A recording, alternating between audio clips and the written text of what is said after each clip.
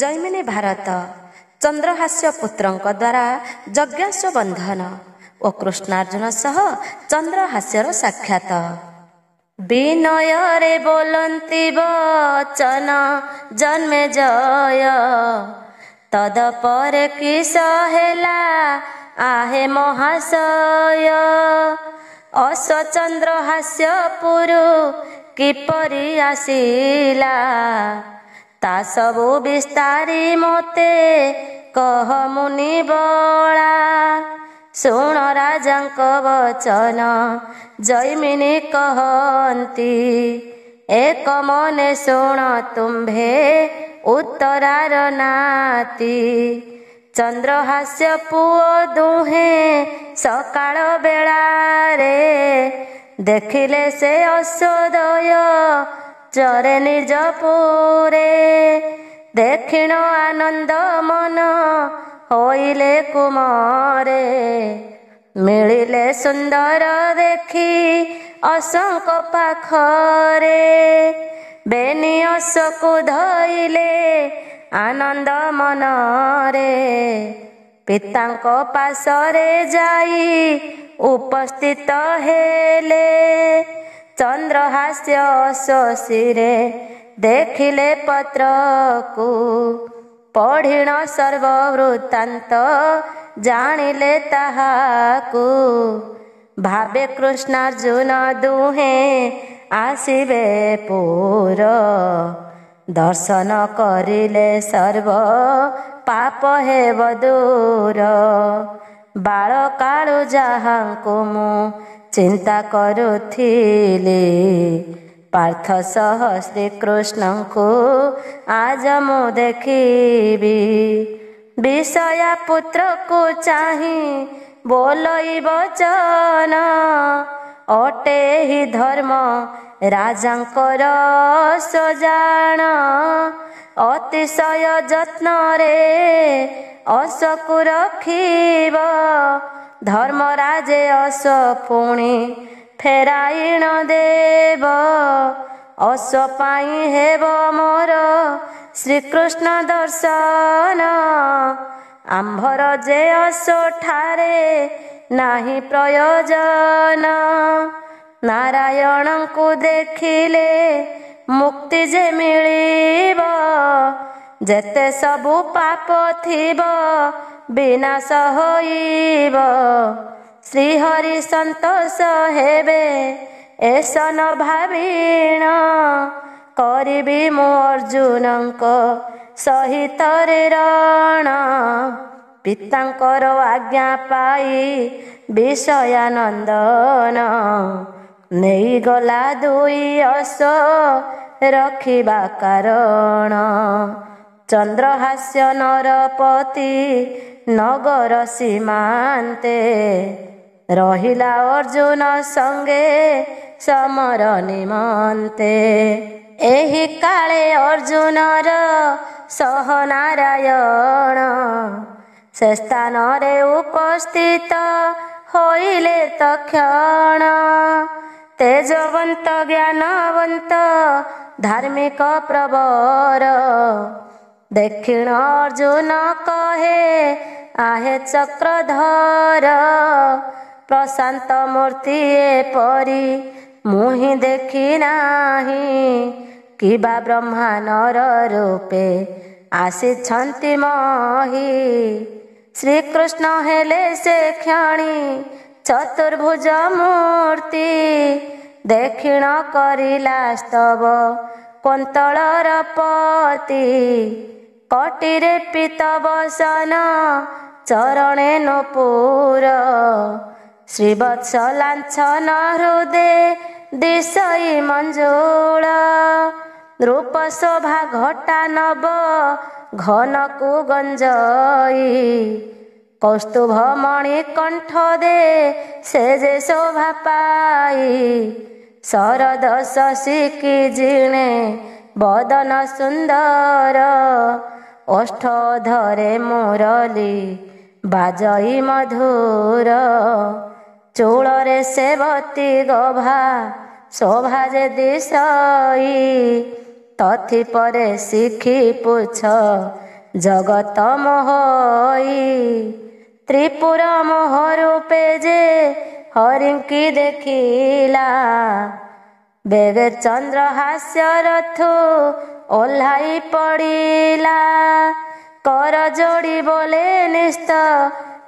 ନିସ୍ତରିଲି, ପ୍ରଣାମ କଲା ସାଷ୍ଟାଙ୍ଗେ ଭୂମି ପରେ ପଡ଼ି।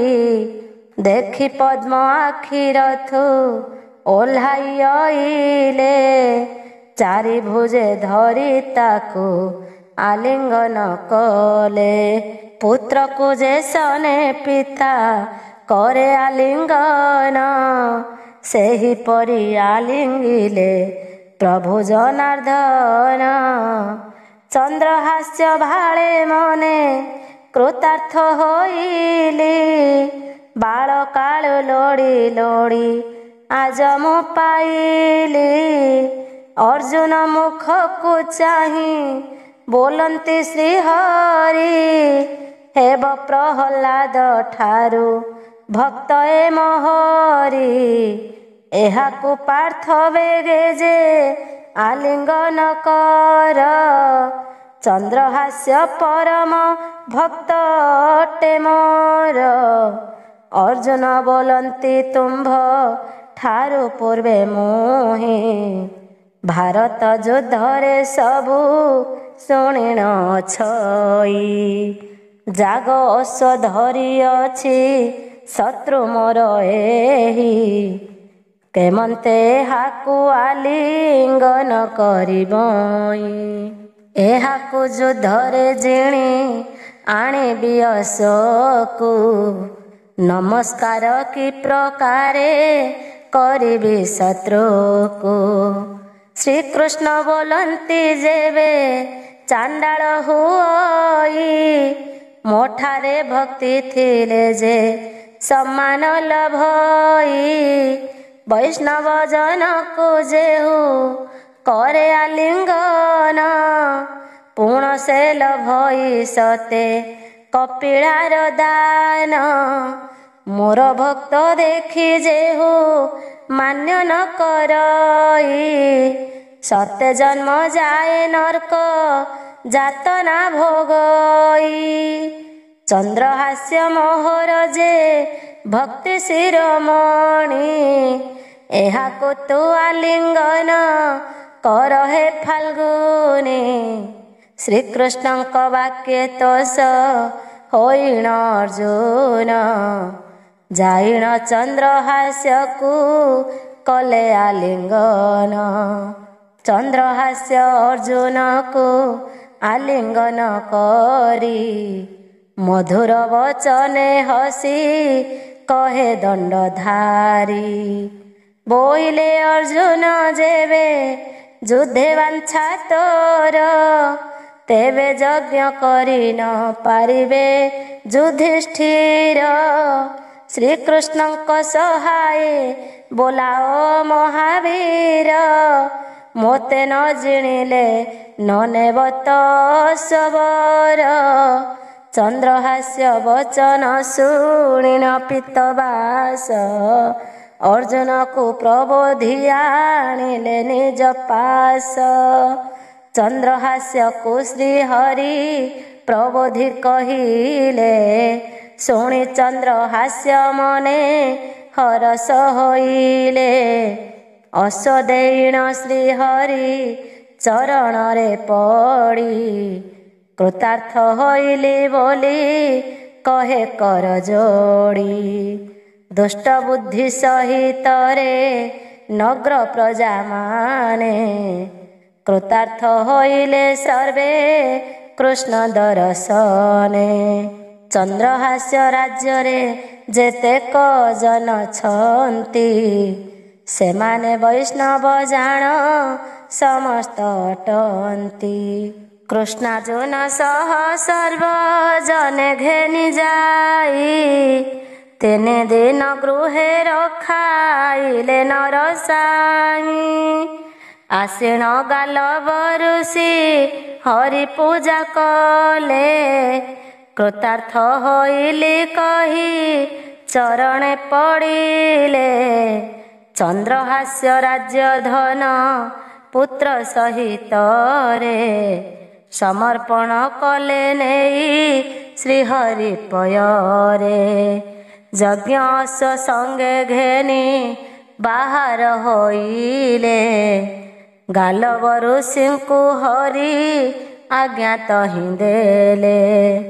ଚନ୍ଦ୍ରହାସ୍ୟ ତାର ବେନି ପୁତ୍ରଙ୍କୁ କହିଲା ବନବାସ କରିବାକୁ ବାଞ୍ଛା ମୋର ଥିଲା। ଏବେ ମୋର ଭାଗ୍ୟକୁ ଶ୍ରୀହରି ବିଜେ କଲେ ନଗ୍ରଜନ ଲୋକେ ସର୍ବେ କୃତାର୍ଥ ହୋଇଲେ।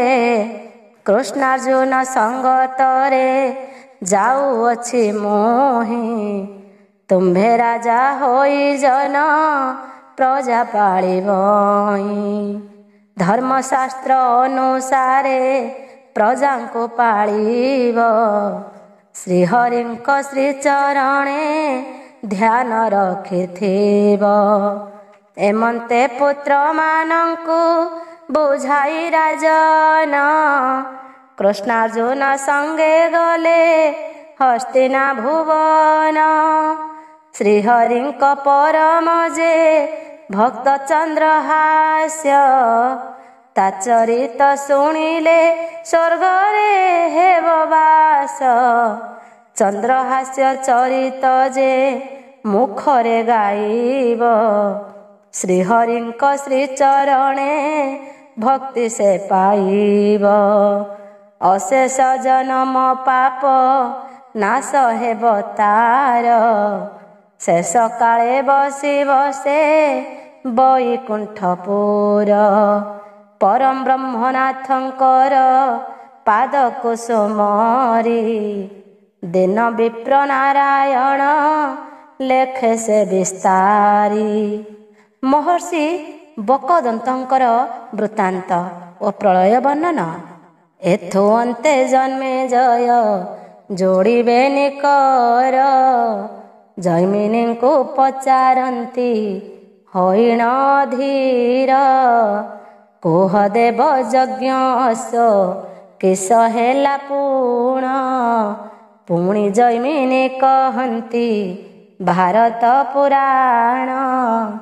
କୋନ୍ତଳରୁ ଅସବର ଗଲା ଉତ୍ତରକୁ ସମୁଦ୍ର କୂଳେ ଚଳଇ ଯାଇ ବାଲୁକାକୁ। କିଛି ଦୂରେ ଅସଗୋଟି ଜଳରେ ବୁଡ଼ିଲା ଦେଖି ଆଶ୍ଚର୍ଯ୍ୟ ହୋଇଲେ କୁନ୍ତୀଙ୍କର ବଳା। କୃଷ୍ଣଙ୍କୁ ଚାହିଁ ବୋଇଲେ କି ବୁଦ୍ଧି କରିବା ଜଳରେ ଅସ ବୁଡ଼ିଲା କିପରି ପାଇବା। ଶ୍ରୀକୃଷ୍ଣ କହିଲେ ସର୍ବ ସେନା ଏଥେ ଥାଅ ଆସ ସଖା ମୋର ସଙ୍ଗେ କର ନାହିଁ ଭୟ। ଜଳ ଭିତରେ ବୁଡ଼ିଲେ ପାର୍ଥ ଭଗବାନ ପ୍ରବେଶିଲେ ଜଳ ମଧ୍ୟେ ଅଛି ସ୍ଥଳ ପୂର୍ଣ୍ଣ। ଋଷି ଏକ ତପ କରେ ବଟପତ୍ର ମାଥେ ଦେଖି ଶ୍ରୀକୃଷ୍ଣ କହନ୍ତି ଦେଖାଇଣ ପାର୍ଥେ। ଏହି ଋଷିଙ୍କ ତପରୁ ହୋଇଲା ଏ ସନ ଶୁଣି ସ୍ତୁତି କଲେ ପାର୍ଥ ତାହାଙ୍କ ଚରଣ। ଚକ୍ଷୁ ଫିଟାଇ କହିଲେ ବଳବନ୍ତ ଋଷି ମୋର ମଣ୍ଡପରେ ଆଜ ଦିନ କରୁ ହସି। ଶୁଣି ପାର୍ଥ କହୁଛନ୍ତି ଆହେ ତପୋଧନ କାହିଁ ମଣ୍ଡପ କେଉଁଠି ଏହି ଅଧେ ସ୍ଥାନ। ମୁଣ୍ଡେ ପତ୍ର ଦେଇ ତୁମ୍ଭେ ବଟମୂଳେ ଅଛ କାହିଁ ମଣ୍ଡପ ରହିଛି ମୋତେ କହୁଅଛ। ମୁନି କହିଲେ ମଣ୍ଡପ ହେଉ ଏହିଠାରେ ନାରାୟଣ ସଙ୍ଗେ ପାର୍ଥ ରହୁ ମୋର ପୁରେ। ମଣ୍ଡପ ହୋଇଲା ମୁନି ପ୍ରସାଦରୁ ତହିଁ ନାନା ପକ୍ୱ ଫଳ ଆସି ପାଶେ ମିଳୁଛଇଁ। ସନ୍ତୁଷ୍ଟରେ ପାର୍ଥ ସଙ୍ଗେ କମଳ ଲୋଚନ ଆତ୍ମସେବା କଲେ ଚରେ ସେହି ସ୍ଥାନ। ପଚାରନ୍ତି ପାର୍ଥ କେତେ କାଳୁ ମୁନିବର ତପସ୍ୟା କରୁଛ ଶୁଷ୍କ ତୁମ୍ଭ କଳେବର। ଚକ୍ଷୁ କ୍ରୋଟେ ବୁଢ଼ୀ ଆଣି ସୂତା ଜାଲ ଦିଶେ ମାଂସ ଚର୍ମ ନାହିଁ ଅସ୍ଥି ଅଛି ଖାଲି ଦିଶେ। ଋଷି ବୋଲେ ବହୁ ବ୍ରହ୍ମା ଦେଖିଲିଣି ମୋହି ପ୍ରଳୟ ସବୁ ଯାଆନ୍ତି ଏକ ପତ୍ର ଥାଇ। ଏକ ବାଳକ ଖେଳଇ ସେ ପତ୍ର ଉପର ରୂପ ଦିଶେ ହି କୃଷ୍ଣ ପରି କଳେବର। ପାଦ ଆଙ୍ଗୁଠି ଚୁମ୍ବିଣ ଖେଳଇ ସେ ପତ୍ରେ ଦେଖେ ମୁହିଁ ସେହି ଏକା ଛନ୍ତିତ ସଙ୍ଗତେ। ଯୁବକ ହୋଇଣ ସେହି କଳ୍ପନାକୁ ଥୋଇ ରେତ ସ୍ଖଳିତ କରିଣ ହସ୍ତରେ ତୋଳଇ। କଳ୍ପନା ଗର୍ଭରୁ ସେହି ହୁଅନ୍ତି ବାହାର ବ୍ରହ୍ମା ବିଷ୍ଣୁ ମହାଦେବ ତିନି କଳେବର। ପୁଣି ସଂସାର ହୋଇ କେତେଟା ବରଷ ଚାରି ଯୁଗ ପରେ ହୁଏ ପ୍ରଳୟର ଶେଷ। ଏହିପରି ବହୁ ବ୍ରହ୍ମା ଦେଖିଛଇଁ ମୁହିଁ ବହୁ ଶିବ ଗଲେ ବିଷ୍ଣୁ ଅଛଇଟିଏହି। ଦେଖି ଶ୍ରୀକୃଷ୍ଣ କରିଲେ ତାଙ୍କୁ ଆଲିଙ୍ଗନ ଆଲିଙ୍ଗନ ପାଇ ମୁକ୍ତି ମିଳିଲା ତକ୍ଷଣ। ନିସ୍ତରିଲି କହି ମୁନି ପଦ୍ମ ପାଦେ ପଡ଼ି ସାଜୁଜ୍ୟ ମୁକ୍ତି ପାଇବି କହେ କର ଯୋଡ଼ି। ବହୁ ସ୍ତୁତି କଲେ ଋଷି ଯୋଡ଼ିବେନି କର ଜୟ ଜୟ ପରମ ବ୍ରହ୍ମ ପ୍ରଭୁ ଚକ୍ରଧର। ଅନାଦି ଅନନ୍ତ ହରି ସଗୁଣ ନିର୍ଗୁଣ ଚରାଚରର କରତା ନାମ ବିଶ୍ୱରାଣ। ସ୍ତବରେ ତ ସହୀଣ ଶ୍ରୀହରି ଅର୍ଜୁନ ଋଷିଙ୍କି କହିଲେ କରି ବହୁତ ସମ୍ମାନ। आहे ऋषिवर तुम्भे अटकल्पाचारी बहुत ब्रह्मांक सृष्टि कहिब विस्तारी। तुम्भे हस्तिनाकु गले राजा युधिष्ठिर सुफल लभिवे सेहि यज्ञ करिबार। तहु ऋषि अर्जुन को बोलंती वचन जबु जाग यज्ञ करता देव भगवान। तांको आदि अंत केही जानी न पारई कोटि कोटि शिव ब्रह्मा अंत पाए नाही। शुण हे पूर्वर कथा अपूर्व चरित पद्मकल्प ब्रह्मा दिने आसीथिले थ। संगते 60 सहस्र ऋषि छंति रही मोते आसीण कहिले तियारिण सेही। किंपाई बहुत काळु करू अछुतप मु ब्रह्मा प्रसन्न हेली देख मो स्वरूप। ए वचन शुणी तांको गाली मुदियाई कोटि ब्रह्मा तोह परी देखी अछि मोहि। ए समय 49 पवन बहिला ବ୍ରହ୍ମାଙ୍କ ସହିତେ ମତେ ଉଡ଼ାଇଣ ନେଲା। ଅଷ୍ଟମୁଖ ବ୍ରହ୍ମା ପାଶେ ପ୍ରବେଶିଲୁ ଯାଇ। ଏ ବ୍ରହ୍ମାଙ୍କ ଠାରୁ ଯେ ସୁନ୍ଦର ଅଟେ ସେହି। ଅଷ୍ଟମୁଖ ବ୍ରହ୍ମା ଦେଖି ଆମ୍ଭଙ୍କୁ ପଚାରି, କେଉଁଠାରୁ ଆସିଅଛ ଏ ମୋହର ପୁରୀ? କି ନାମ ତୁମ୍ଭର ଅଟେ କୁହ କି ନାମତେ? ଏହା ଶୁଣି ଚତୁର୍ମୁଖ କହିଲେ ତ୍ୱରିତେ, ଚତୁର୍ମୁଖ ବ୍ରହ୍ମା ମୁହିଁ ଏ ଶିଷ୍ୟ ମୋହର। ସେବା କରି ବର ପାଇ ଅଛଇ ସଙ୍ଗର। ବକଦନ୍ତ ଋଷି ବୋଲି ଏହାଙ୍କର ନାମ। ଶୁଣି ଅଷ୍ଟମୁଖ ବ୍ରହ୍ମା ଉଚ୍ଚରେ ହସିଣ। ଆଉ କହିଲେ ମୋ ଠାରୁ ବ୍ରହ୍ମା ନାହିଁ ଜାଣ। ଏହି କାଳେ ବହିଲା ଯେ ପ୍ରଳୟ ପବନ। ସେବେନି ବ୍ରହ୍ମାଙ୍କୁ ମତେ ଉଡ଼ାଇଣ ନେଲା। ତୃତୀୟ ବ୍ରହ୍ମାଣ୍ଡେ ନେଇ ପକାଇଣ ଦେଲା। ସେହିଠାରେ 16 ମୁଖ ବ୍ରହ୍ମା ବସିଛନ୍ତି। ସେ ସ୍ଥାନର ନର ନାରୀ ବୈଷ୍ଣବ ଅଟନ୍ତି। ଆମ୍ଭକୁ ଦେଖିଣ ବ୍ରହ୍ମା କହିଲେ ବଚନ, କେଉଁଠାରୁ ଆସିଅଛ କେବଳ କାର୍ଯ୍ୟେଣ?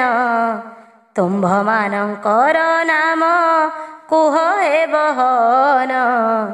ପୁଣ୍ୟ ହେତୁ ଆସିଅଛ ମୋହର ପୁରେଣ।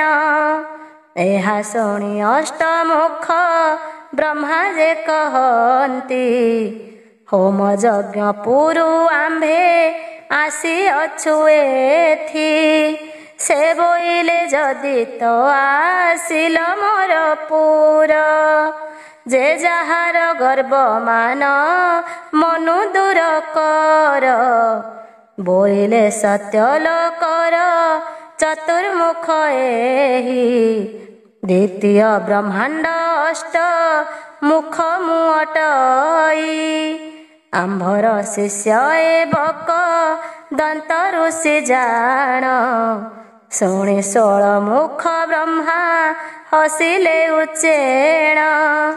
ମୋହର ଉପରେ ବ୍ରହ୍ମା ଅଛି ସଂସାରରେ। ଏହା କେବେ ମୁହିଁ ଶୁଣି ନଥିଲି କର୍ଣ୍ଣରେ।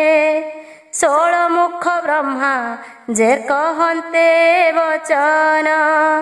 ଏହି କାଳେ ବହିଲା ଯେ ପ୍ରଳୟ ପବନ। ତିନି ବ୍ରହ୍ମା ସହିତରେ ମୋତେ ନେଇଗଲା। ଚତୁର୍ଥ ବ୍ରହ୍ମାଣ୍ଡେ ନେଇ ପଳାଇଣ ଦେଲା। ସେଠାରେ 32 ମୁଖ ବ୍ରହ୍ମା ବସିଛନ୍ତି। ଆମ୍ଭଙ୍କୁ ଦେଖିଣ ସେ ଆଶ୍ଚର୍ଯ୍ୟ ହେଲେ ଅତି। ବୋଇଲେ ତୁମ୍ଭମାନଙ୍କ ନାମ କୁହ ମୋତେ। କି କାର୍ଯ୍ୟ କେବଳ ଠାରୁ ଆସିଅଛ ଏଥେ? 16 ମୁଖ ବ୍ରହ୍ମାମ୍ଭ ପରିଚୟ ଦେଲେ। ଶୁଣିଣ 32 ମୁଖ ଉପହାସ କଲେ। ମୋ ସମାନ ବ୍ରହ୍ମା ମୁଁ ସେବ ମୋର ଠାଇ। ସମସ୍ତ ସଂସାର ମୁହିଁ କରିଛି ସୃଜନ। ଏହି କାଳରେ ବହିଲା ପ୍ରଳୟ ପବନ। 32 ମୁଖ ସହିତ ସମସ୍ତଙ୍କୁ ନେଲା। ପଞ୍ଚମ ବ୍ରହ୍ମାଣ୍ଡ ମଧ୍ୟେ ନେଇ ପକାଇଲା। 64 ମୁଖ ବ୍ରହ୍ମା ଅଛନ୍ତି ସେଠାରେ। ପବନର ଘାତେ ଆମ୍ଭେ ମିଳିଲୁ ସେଠାରେ। ସେ ବ୍ରହ୍ମାଙ୍କ ମହିମା ଯେ କହିଲେ ନ ସରଇ। ଦେଖିଣ ଆମ୍ଭର ଜ୍ଞାନ ବୁଡ଼ିଲା କତହିଁ।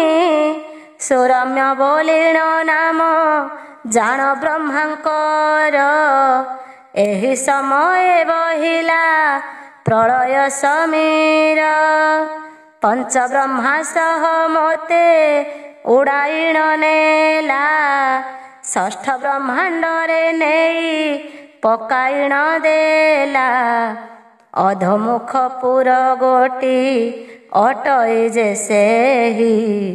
ବ୍ରହ୍ମାଦି ସମସ୍ତେ ଯେ ଅଧୋମୁଖେ ରହି। ପାଦମାନ ବିପରୀତ ହୋଇଲା ଆମ୍ଭର। ଉପରକୁ ପାଦ ତଳକୁ ହୋଇଲା ଶିର। 128 ମୁଖ ଅଟେ ସେ ବ୍ରହ୍ମାର। ଆମ୍ଭଙ୍କୁ ଦେଖିଣ ସେଇ ବୋଇଲେ ଗିର। ସେ ଆମ୍ଭଙ୍କୁ ରଖି ସେହି କ୍ଷଣି ପଚାରିଲେ, ତୁମ୍ଭେମାନେ କେଉଁଠାରୁ ଆସିଛ ବୋଇଲେ? ଆମ୍ଭେ ସମସ୍ତଙ୍କ କଥା କହିଲୁ ତାହାଙ୍କୁ। ଶୁଣିଣ ସେ ମହାକୋପ କରିଲେ ଆମ୍ଭଙ୍କୁ। ବୋଇଲେ ମଥାନ୍ତେ ବ୍ରହ୍ମା କିଏ ଅଛି ପୁଣ? ମୁହିଁ ଯେ ସକଳ ବ୍ରହ୍ମା ମାନଙ୍କ କାରଣ। ଏସନ ବଚନ ବ୍ରହ୍ମା କହନ୍ତେ ସେଠାର। ଅତ୍ୟନ୍ତ ବେଗେ ବହିଲା ପ୍ରଳୟ ସମୀର। ସେ ବ୍ରହ୍ମାଙ୍କ ସହିତରେ ସମସ୍ତଙ୍କୁ ନେଲା। ଶପଥ ବ୍ରହ୍ମାଣ୍ଡ ମଧ୍ୟେ ନେଇ ପକାଇଲା। 254 ମୁଖ ବ୍ରହ୍ମାଛନ୍ତି ତହିଁ। ତାହାଙ୍କ ମହିମା ଯେ କହିଲେ ନ ସରଇ। ନାମ ସୁଗମ ବୋଲିଣ ସେହି ବ୍ରହ୍ମାଙ୍କର। ହୋଇଣ ସେ ଅଧୋମୁଖ କରନ୍ତି ବିଚାର। ରତ୍ନ ସିଂହାସନର ଉପରେ ବସିଛନ୍ତି। ବୋଇଲେ ଅଇଲ କିମ୍ପା ଆଉ କିଏ ଛନ୍ତି? ଆମ୍ଭେ ତାଙ୍କ କଥା ଶୁଣି କହନ୍ତେ ସମସ୍ତ। ଶୁଣି କରି କୋପେ ସେହି ହେଲେ ପ୍ରଜ୍ୱଳିତ। ବୋଇଲେ ମଥାନ୍ତେ ବ୍ରହ୍ମା କାହିଁ ଯେ ଅଛଇ? ଏପରି ଅନ୍ୟାୟ କଥା କହୁଛ କିମ୍ପାଇଁ? ଏହି ସମୟରେ ଘୋର ପବନ ବହିଲା। ମୋତେ ସବୁ ବ୍ରହ୍ମା ସହ ଉଡ଼ାଇଣ ନେଲା। ଅଷ୍ଟମ ବ୍ରହ୍ମାଣ୍ଡ ମଧ୍ୟେ ପକାଇଲା ନେଇ। 508 ମୁଖ ବ୍ରହ୍ମାଛନ୍ତି ତହିଁ। ଦେଖିଣ ଆମ୍ଭଙ୍କୁ ସେହି କହିଲେ ବଚନ। ତୁମ୍ଭେ ଆସିଅଛ କାହୁଁ କେବଳ କାରଣ? ଆମ୍ଭମାନଙ୍କ ଚରିତ କହିଲୁ ସମସ୍ତ। ଶୁଣି କରି ସେହି ବ୍ରହ୍ମା ହୋଇଲେ କୁପିତ। ବୋଇଲେ ମଥାନ୍ତେ ବ୍ରହ୍ମା କାହିଁ ଅଛି ଆଉ? ଅନ୍ୟାୟ କଥା ଏପରି ନ କହିବ ଆଉ। ଏପରି ବଚନ ସେହି କହନ୍ତେ ବହନ। ସେଠାରେ ବହିଲା ଆସି ପ୍ରଳୟ ପବନ। ଅଷ୍ଟବ୍ରହ୍ମା ସହିତେ ଏଡ଼ାଇ ମୋତେ ନେଲା। ନବମ ବ୍ରହ୍ମାଣ୍ଡ ମଧ୍ୟେ ପକାଇଣ ଦେଲା। ସହସ୍ରେକ ମୁଖ ବ୍ରହ୍ମା ଅଟନ୍ତି ଯେ ତହିଁ।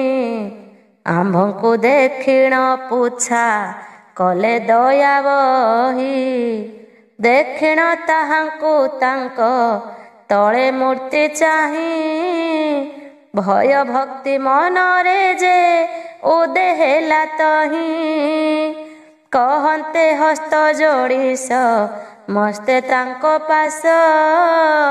ଶୁଣି ସେହି ଦେବବର ହୋଇଲେ ସନ୍ତୋଷ। ତାହା ଶୁଣି ଆମ୍ଭେମାନେ ହରଷ ହୋଇଲୁ। ସମସ୍ତ ବ୍ରହ୍ମା ସହିତେ ସ୍ତୁତି ଆରମ୍ଭିଲୁ। ବ୍ରହ୍ମ ଋଷି ଅସଂଖ୍ୟ ଯେ ବ୍ରହ୍ମା ପାଶେ ଥିଲେ, ଆମ୍ଭମାନଙ୍କ ସ୍ତୁତିରେ ସନ୍ତୋଷ ହୋଇଲେ। ଶୁଣି ସହସ୍ର ମୁଖ ବ୍ରହ୍ମା ହୋଇଲେ ସନ୍ତୋଷ। ଜଣେ ଜଣେ ହକାରିଣ ନେଲେ ନିଜ ପାଶ। ଶାଢ଼ୀ ଯେ ପ୍ରସାଦ ମାନ ସମସ୍ତଙ୍କୁ ଦେଇ, ବୋଇଲେ ଯେ ଯାହା ଦେଶ ପାଳ ତୁମ୍ଭେ ଯାଇ। କହିଲେ ଆବର ମୁହିଁ ବ୍ରହ୍ମାଙ୍କର ଶ୍ରେଷ୍ଠ, ମୋତେ ଖଟିଥିବ ସର୍ବେ ନବହୀନ ଆଣ୍ଟ। ଶୁଣି ସର୍ବ ବ୍ରହ୍ମା ନିଜ ନିଜ ପୁରେ ଗଲେ, ମୋହ ତପସ୍ଥାନେ ମୁଁ ମିଳିଲି ସେହି କାଳେ। ସହସ୍ର ମୁଖ ବ୍ରହ୍ମା ସର୍ବ ବ୍ରହ୍ମାଙ୍କ ଈଶ୍ୱର, ତାଙ୍କ ଅଙ୍ଗୁ ସର୍ବ ବ୍ରହ୍ମା ହେଲେ ଅବତାର।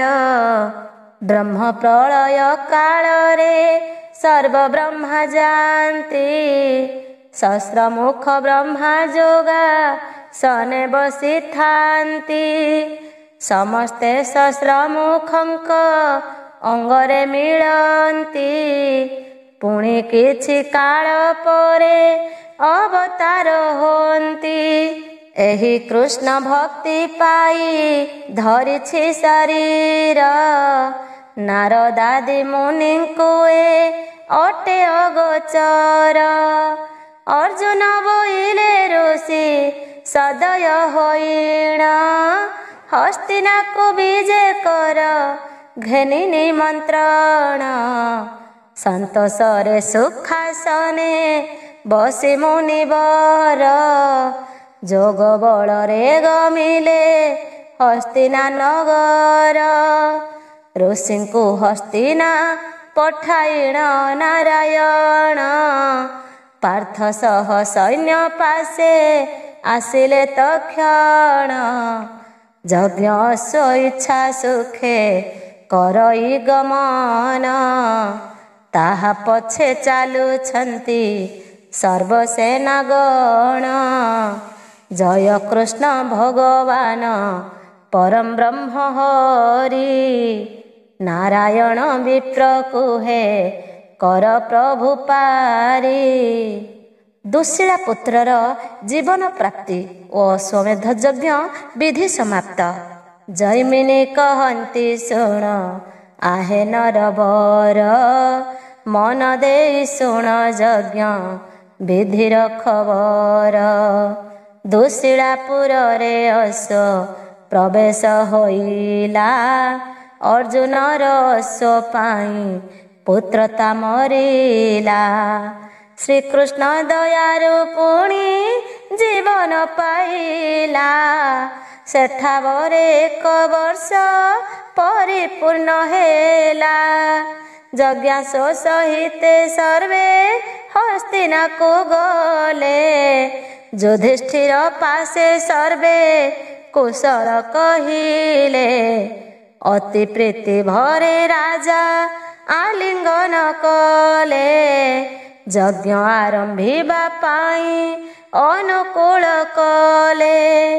କୃଷ୍ଣ ସହ ଧର୍ମ ଭୂମି କରସଣ କାର୍ଯ୍ୟ, ଦୁଇ ଜଣେ କରନ୍ତି ବିଧାନ ଯଥା ଧାର୍ଯ୍ୟ। ଆଦି ସୁବର୍ଣ୍ଣର ପିଢ଼ ଚିହ୍ନ ବେତ୍ର ଚିତ୍ର, ଏହି ରୂପେ ସୌଧ ମାନେ ହୁଅନ୍ତି ଶୋଭିତ। ବହୁ ଦ୍ୱିଜ ଗଣ ଅଷ୍ଟ ହାର ସୁଶୋଭନ, ସୁନ୍ଦର ପତାକା ଶୋଭା ପାଏ ସ୍ଥାନେ ସ୍ଥାନେ। ମଣ୍ଡପ ନିର୍ମାଣ ଅଷ୍ଟାଦଶ ଜପ କରି, ସକଳ କରନ୍ତି ସୁଶୋଭନ ଦେଖି ହରି। ରମଣୀୟ ବେନି ସ୍ତମ୍ଭ ବିହିତ ତହିଁରେ, ବ୍ୟାସଦେବ ବରଣ ହୋଇଲେ ଆଚାର୍ଯ୍ୟରେ ବକଦାଲ ଭ୍ୟମୁନି ସେ ବ୍ରହ୍ମା ଯେ ହୋଇଣ ସେ ଯଜ୍ଞର ସାଧନେ ଆଣନ୍ତି ହୁତାସନ ଦ୍ୱାଦଶ ଦେବଶ୍ରୀ ଗଣ ସାତ୍ୱିକେ ଚରଣ ରକ୍ଷା ମନ୍ତ୍ରେ ରକ୍ଷା ସବୁ କରନ୍ତି ହର୍ଷେଣ ସପ୍ତ ମହାଋଷି ଗଣ ଦ୍ୱାରି ହୋଇ ତହିଁ ଧର୍ମରାଜ ମୃଗ ଶୃଙ୍ଗ ଧରି ଶୋଭା ପାଇ ଆପଣା କାର୍ଯ୍ୟରେ ନିୟୋଗ କରନ୍ତି ସୁରେ ସମ୍ପୂର୍ଣ୍ଣ ହୋଇଲା ଏବେ ଯଜ୍ଞ ଉପଚାରେ 64 ଦମ୍ପତି ଗଣ ଜଳ ଯେ ଆଣିବେ ଗଙ୍ଗାରୁ ଜଳ ଆଣିଣ ଯୁଧିଷ୍ଠିର ବନ୍ଦିବେ ପରସ୍ପର ସମ୍ଭାଷଣ କରନ୍ତି ବହୁତ ଅକାତରେ ଦୁଷ୍ଟମାନେ ଚଳନ୍ତି ଏମନ୍ତ କେହୁ ଯାଏ ସଙ୍ଗେ କେହୁ ଅନ୍ତରେ ଜଳଇ ଏହି ରାଜା ସମ୍ମାନ ହେ ନ ପାଇଣ କେହି ରୁକ୍ମିଣୀଙ୍କ ସଙ୍ଗେ ହରି ଜଳ ଆଣିବାରେ ଯାନ୍ତି ସର୍ବ ସଖା ଭଦ୍ରା ସଙ୍ଗେ ଆନନ୍ଦରେ ନାରଦ ଦେବର୍ଷି ବ୍ୟାପାର କୌତୁକ କର ଦେଖିଣ ସତ୍ୟଭାମାର କହିଲେ ଗିର ଶୁଣ ଗୋ ସୁନ୍ଦରୀ ଉପସ୍ଥିତ ରାଜାଗଣ ରୁକ୍ମିଣୀ ଦେବୀ ପାଇଲେ ବହୁତ ସମ୍ମାନ ଶ୍ରୀହରିଙ୍କ ସହିତରେ ମିଳି ଗଙ୍ଗା ଜଳ ଆଣିବାକୁ ଏହି ଦେଖ ଯାଆନ୍ତି ଏବେଳ ରୁକ୍ମିଣୀ ଶ୍ରୀକୃଷ୍ଣ ପ୍ରିୟା ମୁଖେ ସନ୍ତପୀଣ ସ୍ନେହ ଦେଖାଉଣ ଥାନ୍ତି ତୁମ୍ଭଙ୍କୁ ମିଛେଣ ସତ୍ୟଭାମା କହନ୍ତି ମୋ ଗୃହେ ଜନାର୍ଦ୍ଦନ ତାହାଙ୍କ ସହିତେ ଆମ୍ଭେ ଯିବୁ ତ ବହନ ନାରଦ ସତ୍ୟା ସଦନେ ପ୍ରବେଶି ବହନ ଦେଖିଲେ କେଶବ ତହିଁ ଛନ୍ତି ବିଦ୍ୟମାନ ସତ୍ୟାକୁ ଦେଖି କହନ୍ତି ଶ୍ରୀହରି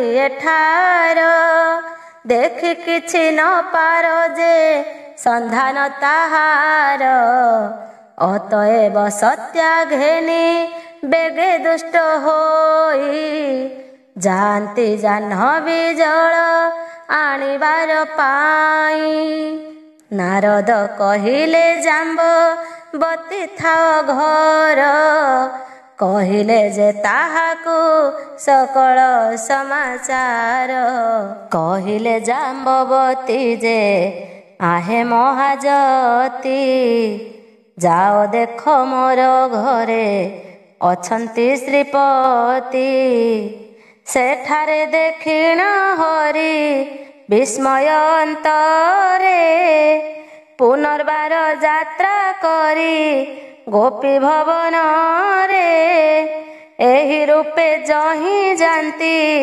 ତହିଁ ନାରାୟଣ ବିସ୍ମୟ ଭାବନ୍ତି ମନେ ତାଙ୍କୁ ନିରେକ୍ଷୀଣ ଅଗ୍ରରେ ବିଶିଷ୍ଟ ପ୍ରିୟା ଜଳ ପାଇଁ ଯାଆନ୍ତି ଅରୁନ୍ଧତୀ ରୁକ୍ମିଣୀଙ୍କୁ ଏମନ୍ତ କହନ୍ତି ଅଳ୍ପ ଫୁଲ ଭାରେ ତୁମ୍ଭ ମୁଣ୍ଡ ବ୍ୟଥା ପାଏ କ୍ଲେଶ ଦେବ ନାହିଁ କଳସ ବହନ୍ତେ କାଏ ସୁଭଦ୍ରା କହନ୍ତି ଯେ ହୋ ଗିରି ଗୋବର୍ଦ୍ଧନ ଧରିଛନ୍ତି ଏକମାତ୍ର करे जनार्दन आम्भ हृदय सेहि हरि बास करिछन्ति किबा क्लेश कर कलशर भारती रुक्मिणी कहन्ति सुभद्रा जे आम्भ धीरा धरिछन्ति पाइण से धनंजय भारा ଏପରି ଆଳାପ କରି ପତି ସହ ବାରି ଘେନିଣ ଗମନ କଲେ ସେ ସକଳ ନାରୀ। ମୃଦଙ୍ଗାଦି ବେଣୁ ବୀଣା ହୁଏ ବାଦ୍ୟ ଧ୍ୱନି ହସ୍ତିନାରେ ମତ୍ତ ସର୍ବ ଜନତା ଶୁଣି। ସ୍ୱୟଂ କୃଷ୍ଣ ଭଗବାନ ବିପ୍ର ଋଷି ଗଣେ ନିଯୁକ୍ତ ହୋଇଲେ ତହିଁ ପଦ ପ୍ରକ୍ଷାଳନେ। କର ପଦ ପ୍ରକ୍ଷାଳନ ରାଜାଙ୍କର ଦାନ ସୁନ୍ଦର ବସନ ମୂଲ୍ୟ ଅଳଙ୍କାର ମାନ ପରିଧାନ କରି ସର୍ବେ ଆନନ୍ଦିତ ମନେ ହୋଇଲେ ସେ ଉପସ୍ଥିତ ସୁବର୍ଣ୍ଣ ଆସନେ। ଏଥୁ ଅନ୍ତେ ଧର୍ମ ରାଜା ହୋଇଣ ଦୀକ୍ଷିତ ଅଶୋକୁ ଆଣିଣ ଯଜ୍ଞେ କଲେ ଉପସ୍ଥିତ। ସନ୍ତୋଷ ଉତ୍ସର୍ଗ କଲେ ସେହି ଯଜ୍ଞ ସ୍ଥଳେ ସ୍ୱର୍ଗପୁର ଲାଭ ତୁମ୍ଭ ହେବ ବହେଳେ। ଏହି କଥା ମାନସ ଆନନ୍ଦିତ ମନେ କ୍ଷଣ ମାତ୍ର ଚାହିଁଲେ ଯେ କୃଷ୍ଣ ଥିଲେ ଯେଣେ। ନକୁଳକୁ ଜଣାଇଣ ନିଜ ଅଭିପ୍ରାୟ ବଦନ ଟେକନ୍ତେ ସେହି ବୁଝିଲେ ବିଷୟ। ନକୁଳ କହନ୍ତି ତୁମ୍ଭେ ଶୁଣ ଧର୍ମରାଜ ଘଟକର ଇଚ୍ଛା ସ୍ୱର୍ଗେ ନାହିଁ କିଛି କାର୍ଯ୍ୟ। ଯେ ଯଜ୍ଞର କର୍ତ୍ତା ନାହିଁ ସେ ଯଜ୍ଞ ବିଫଳ। ଏକମାତ୍ର ଅଛି ଜାଣ ସ୍ୱର୍ଗ ହିଁ କେବଳ। ଏଥିପାଇଁ ସ୍ୱର୍ଗେ ତାର ନାହିଁ ଅଭିଳାଷ ତାହାର ଅନ୍ତରେ ସଦା ହରିପଦ ଆସ। ଏ ଯଜ୍ଞର କର୍ତ୍ତା ହରି ନିଜେ ଯଜ୍ଞେଶ୍ୱର ସେହି ଯେ ସାକ୍ଷାତ ଫଳ ବୁଝିଛି ଅନ୍ତର। ଏକ୍ଷଣି ଯାଜ୍ଞିକରଣ କରନ୍ତୁ ଦର୍ଶନ ମଧୁସୂଦନଙ୍କ ମୁଖେ ହୋଇଛି ବିଲୀନ। ତହୁଁ ଧୌମ୍ୟ ପୁରୋହିତ କହେ ଭୀମସେନେ ଖଡ୍ଗ ଘେନି ସ୍ଥିର ହୋଇ ରହ ହେ କ୍ଷଣେ। ଘଟକ ପରୀକ୍ଷା ମୁହିଁ କରିବି ବିଶେଷ ଯେତେବେଳେ କହିବି ମୁଁ ଛେଦିବ ସେ ଅସ। ଏତେ ବୋଲି ଧୌମ୍ୟ ଅସ ପରୀକ୍ଷାର ପାଇଁ ଘଟକ ପାଶରେ ଉପସ୍ଥିତ ହେଲେ ଯାଇ। ଶ୍ରୁବ ଘେନି ବକ୍ଷ କରେ କରିଲେ ପ୍ରହାର ବାମ କର୍ଣ୍ଣେ ସେ ଆଘାତ ହୋଇଲା ଅସର। ଅନର୍ଗଳ ଦୁଗ୍ଧ ଧାରା ହେଲା ପ୍ରବାହିତ ବିନ୍ଦୁ ମାତ୍ର ରୁଧିର ଯେ ନ ହୋଇଲା ଜାତ। ଦେଖି ତାହା ସର୍ବଲୋକ ମଣିଲେ ବିସ୍ମୟ। ଧୌମ୍ୟ କହନ୍ତି ଭୀମ କାଟନ୍ତୁ ଏହି ହୟ। ତେତେବେଳେ ବୃକୋଦର ଥିଲେ ଖଡ୍ଗ ହାତେ କାଟିଲେ ଅଶ୍ୱର ଶିର ସମସ୍ତ ସାକ୍ଷାତେ। ଭୂମିରେ ନ ପଡ଼ି ଶିର ଊର୍ଦ୍ଧ୍ୱରେ ଉଠିଲା ତହୁଁ ଜ୍ୟୋତି କ୍ଷରି ସୂର୍ଯ୍ୟ ଦେହେଲି ନ ହେଲା। ଏପରି ଅସ ଯେ ଦେଖା ନୋହିଥିଲା କାହିଁ ଏ ଯଜ୍ଞ ପୂରିଲା ତବ ଭାଗ୍ୟ ଅନୁଯାୟୀ। ଏହି କଥା ବୋଲା ବୋଲି ହେଲେ ଯେ କାଳରେ ତେଜ ବାହାରିଲା ତହୁଁ ଅସର ଦେହରେ। ଦୀପ୍ତିମୟ ତେଜ ଏକ ହୋଇ ବହିର୍ଗତ ସେ କାଳେ ହରିଙ୍କ ମୁଖେ ହେଲା ପ୍ରବେଶିତ। ତପ୍ତରେ କର୍ପୂର ହୁଏ ବିଭୂତି ସମାନ। ଧରା ତଳେ ପତିତର ହିଲା ବିଦ୍ୟମାନ। ଋଷିଗଣ ସେ କର୍ପୂର କରିଣ ଗ୍ରହଣ। ହୋମ କୁଣ୍ଡେ ଆହୁତି ଦେଲେ ସେ ସେହି କ୍ଷଣ। ତହିଁ ପରେ ବାସୁଦେବ କର୍ପୂର ଘେନିଣ। ସପତ୍ନୀକ ଯୁଧିଷ୍ଠିରେ କହନ୍ତି ଯାଇଣ। କର୍ପୂର ଆହୁତି ଏହି କର ହେ ଗ୍ରହଣ। କଳି ଯୁଗେ ଆଉ କେହୁ ନ ପାଇବ ଜାଣ। ଶ୍ରୀକୃଷ୍ଣ କର୍ପୂରାହୁତି କରନ୍ତି ପ୍ରଦାନ। ବ୍ୟାସଙ୍କୁ କହନ୍ତେ ଇନ୍ଦ୍ର ହୋଇ ମୂର୍ତ୍ତିମାନ। ଅନଳ ବଦନେ ତୁମ୍ଭେ ଆହୁତି ସତର। ଦେଇ ତୃପ୍ତି କର ତୁମ୍ଭେ ଆମ୍ଭର ଅନ୍ତର। ଏଥୁ ଅନ୍ତେ ବାସୁଦେବ ମଧୁର ମାସରେ। ଶୁକ୍ଳପକ୍ଷ ତିଥି 10 ମିର ଗୁରୁବାରେ। ଯଥାବିଧି ଆହୁତି ଅର୍ପଣେ ହୁତାସନେ। ପରିତୃପ୍ତ ପରିତୁଷ୍ଟ ହୋଇଲେ ସେ ସ୍ଥାନେ। ଅନନ୍ତରେ ଯୁଧିଷ୍ଠିରେ କରିଆ ଲିଙ୍ଗନ। କହିଲେ ଯେ ତାଙ୍କ ପ୍ରତି ଶ୍ରୀ ମଧୁସୂଦନ। ହେ ରାଜନ ତବ ଯଜ୍ଞ ହେଲା ସମ୍ପାଦିତ। ଏକେ କରନ୍ତୁ ସ୍ନାନ ଯେପରି ବିହିତ। ଏତେ ବୋଲି ନାରାୟଣ ସହ ଋଷିଗଣ ତାଙ୍କୁ ସ୍ନାନ କରାଇଲେ ଯେପରି ବିଧାନ। ସମପାନ କରିଣ ଭକ୍ଷିଣ ପୁରଭାଗ। ସମସ୍ତଙ୍କୁ ଶେଷ ଦିଅନ୍ତି କରି ଅନୁରାଗ। ଦହୁଁ ଧର୍ମରାଜ ପୂର୍ଣ୍ଣ ଆହୁତି ଦେଇଣ। ନିର୍ବିଘ୍ନରେ ଯଜ୍ଞକୁ ସେ କଲେ ସମାପନ। ବସି କୃଷ୍ଣଙ୍କ ସହିତେ ବ୍ୟାସଙ୍କୁ ତକ୍ଷଣ।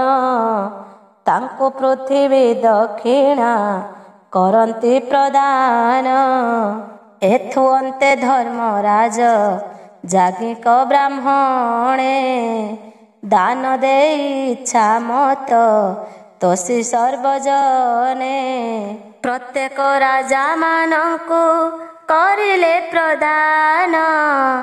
ସହସ୍ର ସହସ୍ର ଘୋଡ଼ା ହମା ବଳବାନ।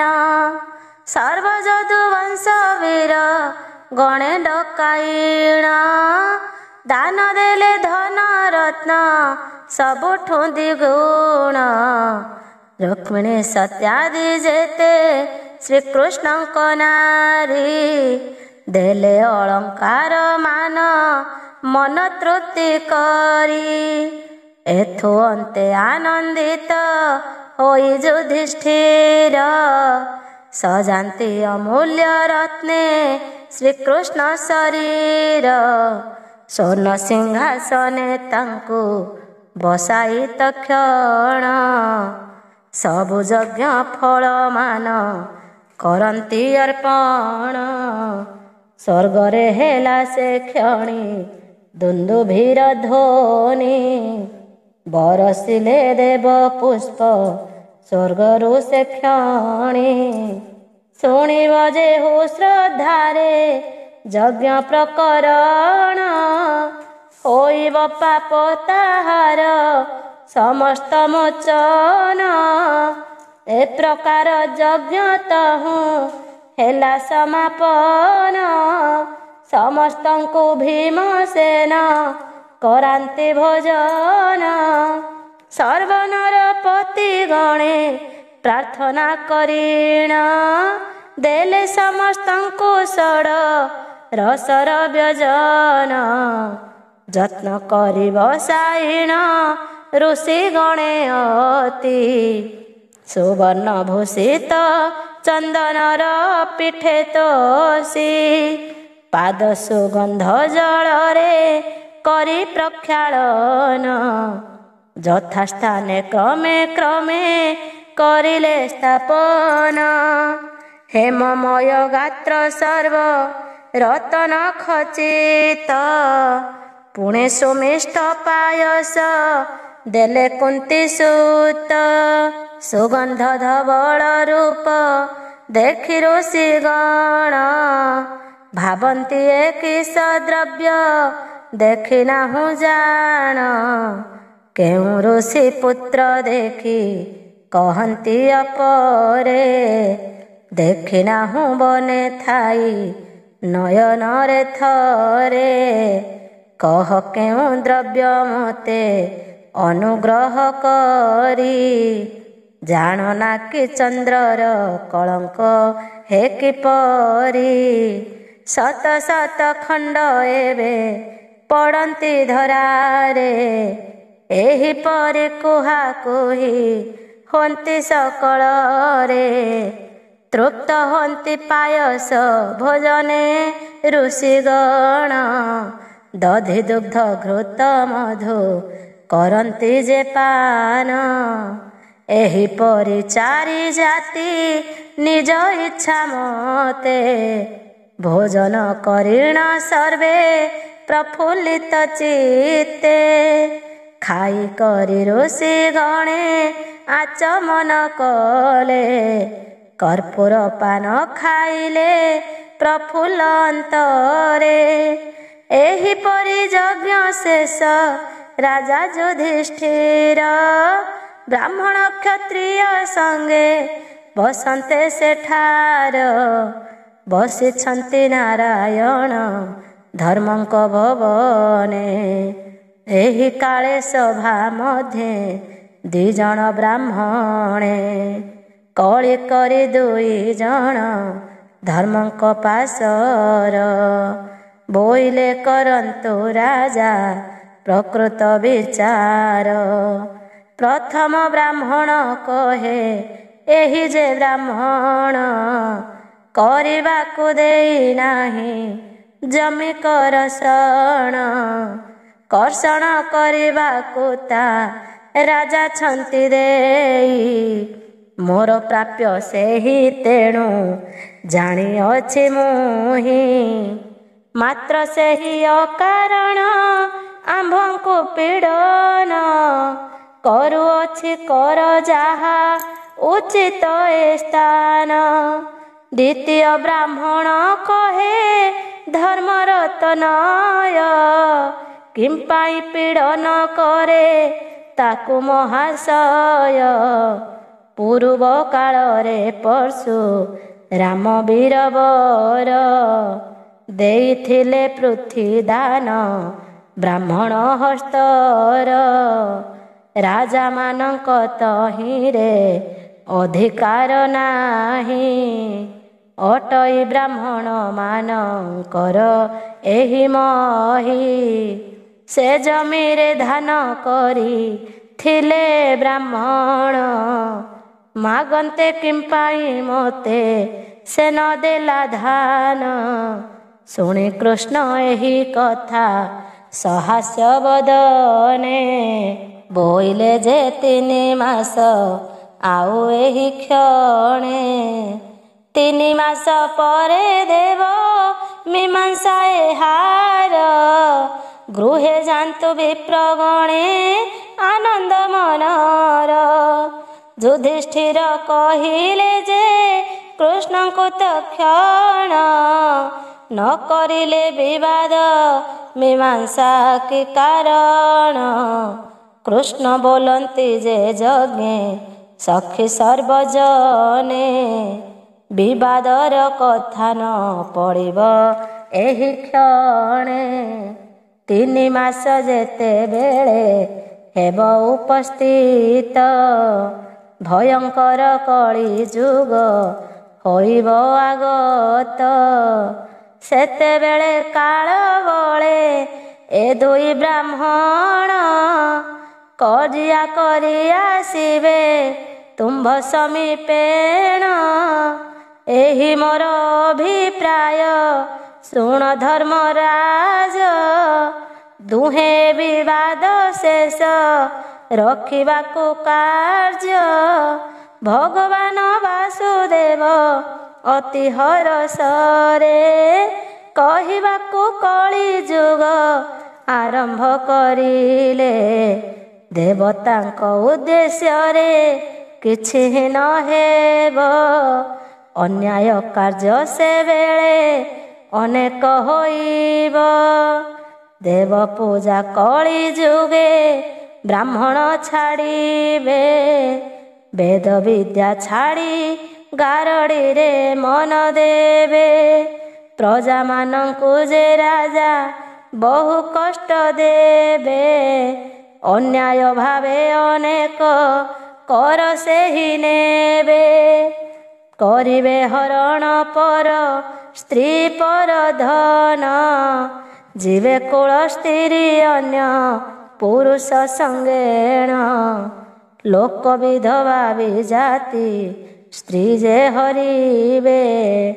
ହୋଇବେ ସ୍ୟାସକ୍ତ ନିଜ ଭାର୍ଯ୍ୟାକୁ ଛାଡ଼ିବେ। ପୁଅ ଝିଅ ପିତା ମାତା କଥା ନ ମାନିବେ। ଶାଶୁକୁ ଯେ ବୋହୂମାନେ ଗଞ୍ଜଣା କରିବେ। ଗୁରୁଜନ ମାନଙ୍କୁ ଯେ ମାନ୍ୟ ନ କରିବେ। ଭାଇ ଭାଇ ମଧ୍ୟେ କଳି ଲାଗି ଭିନ୍ନ ହେବେ। ଭାଇ ବୋହୂ ଦେଢ଼ ସୁର ବାରଣ ନ ହେବ। କେତେ ଅନ୍ୟାୟ କଳିରେ ଏପରି ହୋଇବ। ଆହୁରି ଶୁଣ ରାଜନ କଳିର କାହାଣୀ। ନିଚ ଲୋକ ଉଚ୍ଚ ହେବ ନ ମାନିବେ ପୁଣି। ଅବାଟ ବାଟ ହେବ ଘାଟ ଘାଟ ହେବ। ଗୋଦଣ୍ଡା ଗୋହିରୀ ଆଦି କିଛି ନ ରହିବ। ଅନ୍ୟାୟ ଦେଖିଣ ଗଙ୍ଗା କ୍ରମେ ହେବେ ଲୀନ। ଜଳ ବିହୀନରେ ପ୍ରାଣୀ ଲଭିବେ ମରଣ।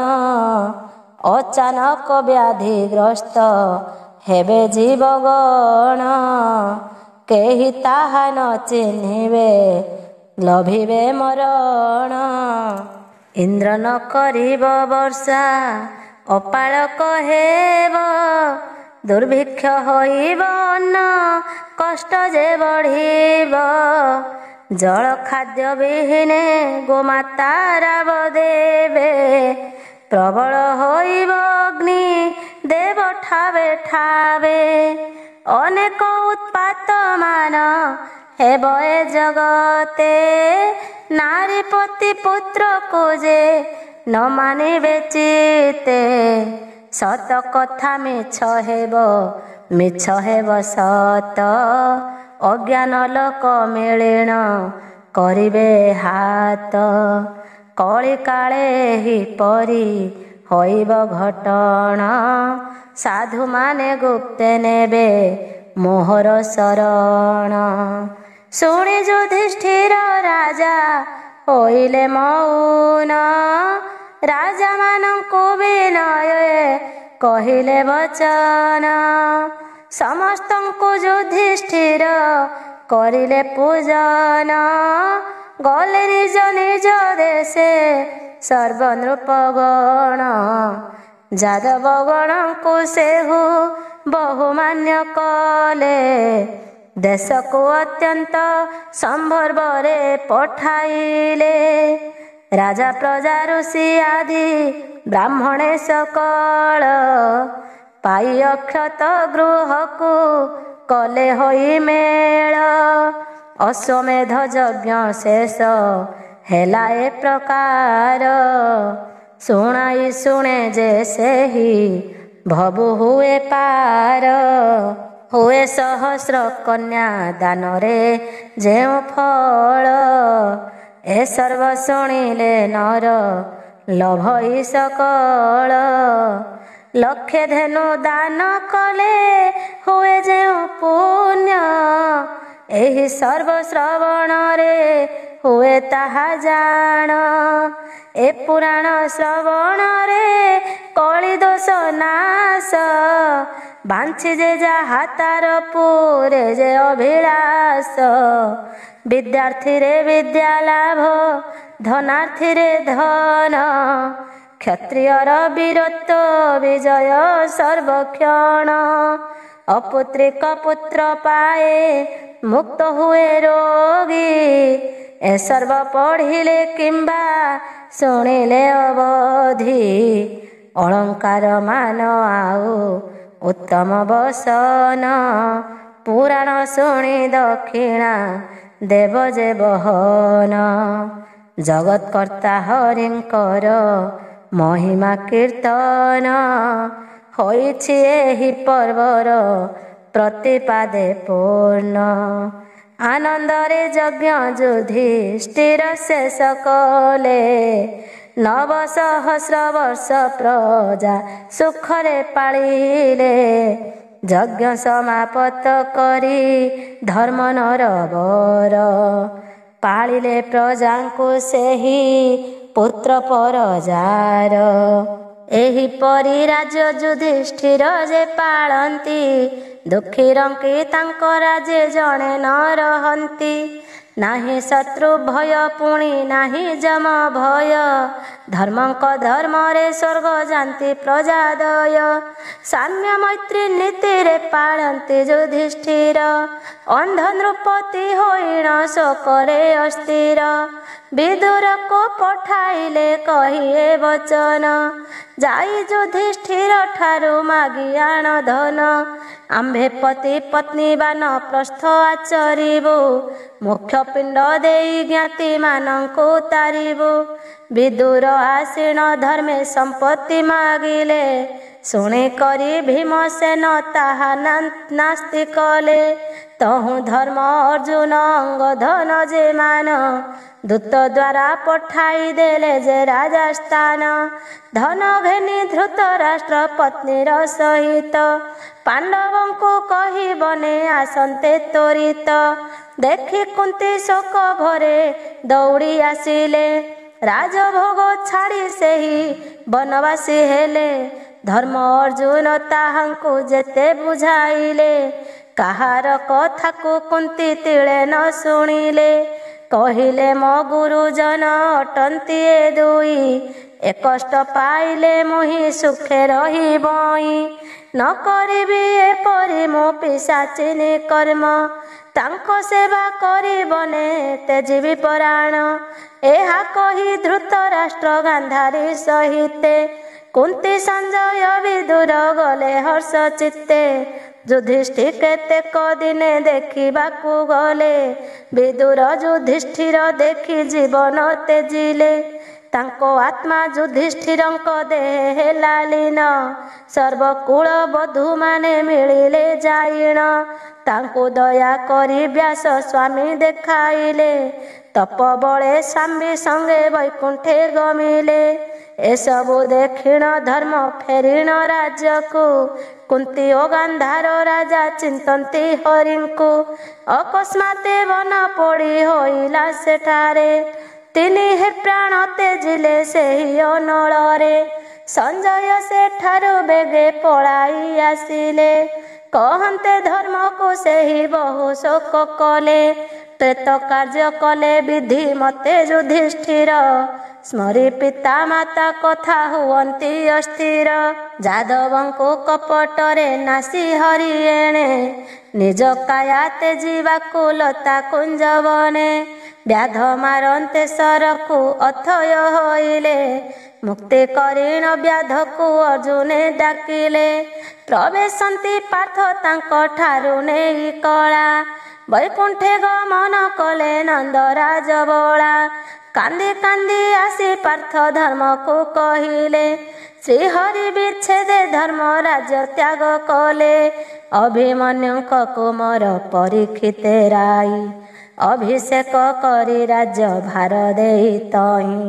द्रौपदी सहित पांच भ्रात वन गले नाना तीर्थ भ्रमी हिमालय को गमिले द्रौपदी देवी प्रथमे शरीर तेजिले नकुल जे सहदेव ताहा परे मले भीमसेन तापरे पुणी अर्जुन वीर मरन्ते दक्षिण धर्म चलिले स्वर्गर जाई स्वर्ग भुवन रे होइले प्रवेश तांको तही पूजा कले सकल त्रिदश आहे विज्ञ जने कल भारत श्रवण शुणिला मात्र के पाप ताप खंडे जान परम ब्रह्मनाथंकर पादे रखी मन बागदेवी को चिंतन करिछि जे लेखन अनादिनाथंक पदे नारायण मन दोष थिले क्षमा देवे प्रभु भगवान। इते श्री जैमिनी भारते हरिभक्त रसलीला सार कथा प्रबंधे जैमिनी भारत सदा जय संपूर्ण। भीमस्यापीरणे भंग मुनिरपि मति भ्रम जदि शुद्धम अशुद्धम वा मम दोष न